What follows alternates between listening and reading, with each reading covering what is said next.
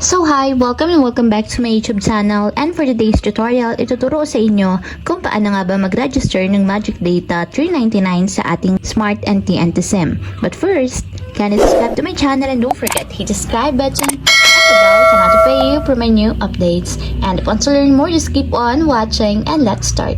So yan guys, for today's video, pupunta lang tayo sa dial ng ating mobile device. And dito guys, sa dial is i-type lang natin is *123 number sign or hashtag, then call.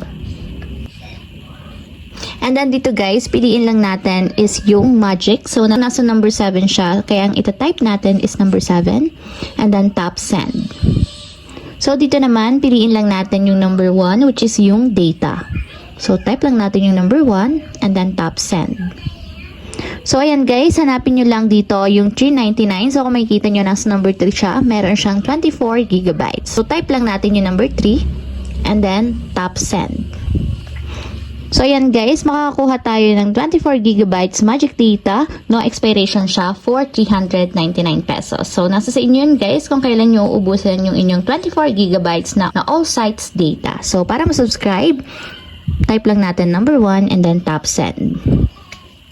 So, ayun lang guys, ganun lang kasimple kung paano nga ba mag-register ng Magic Data 399 sa ating Smart and TNT SIM. If you have a question, comment down below and don't forget to hit the subscribe button and the bell to notify you for my new updates.